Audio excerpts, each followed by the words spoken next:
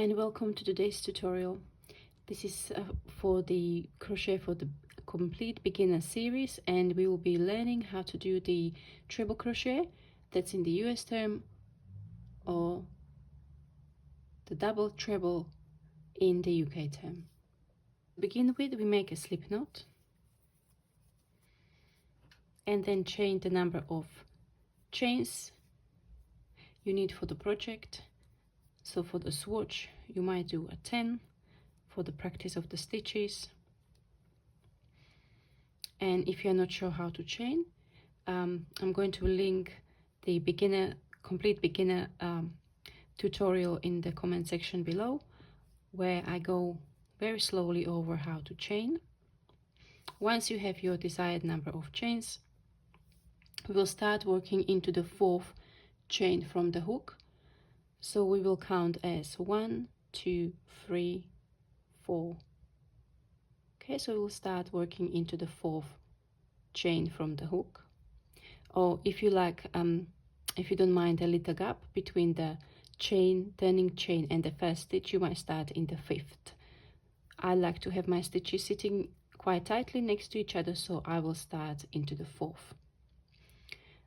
We will yarn over the hook twice, insert the hook into the chain, yarn over, pull up a loop, and now we've got 4 loops on the hook, so we'll go and yarn over 2 until we have 1 loop left on the hook. So we'll go yarn over, pull through 2, yarn over, pull through 2, and yarn over, pull through 2.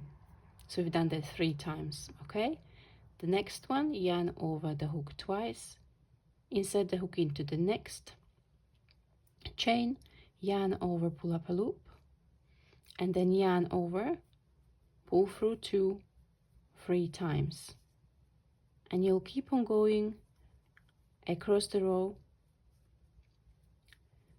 until the very last stitch, which would be the very last chain.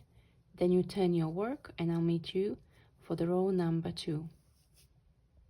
I'm now on my last stitch of the row, of the first row. I will complete my yarn over, pull through 2, turn your work, and then chain. So for this stitch I like to chain 4. So we'll chain 1, 2, 3,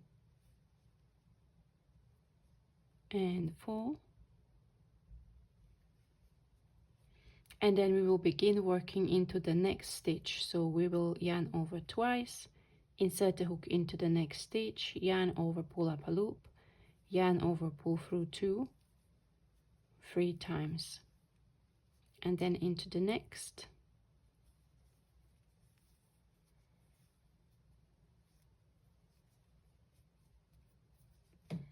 and next. So if you find that the gap between the turning chain and the next stitch is too big, you can try and swatch using turning chain 3 and see how that looks, whether your edge is neat and whether that height of your chains corresponds to the height of the next stitch. So it really depends on how tall your stitches are when you work them and how loose your chains are. If you are chaining quite loose, then perhaps stick with 3 turning chains. If you chain quite tight, I chain quite tight, so I need a little bit more space there to even out the height of the row. And then you're going to go and work your treble crochet across the row until you get to your first turning chain, and you will work the stitch into the top of those turning chains and turn your work around. For the rest of the project, you will continue with repeating row number 2 until you have the size that you need, and then you fasten off. Thank you very much for watching. I hope you find this tutorial useful.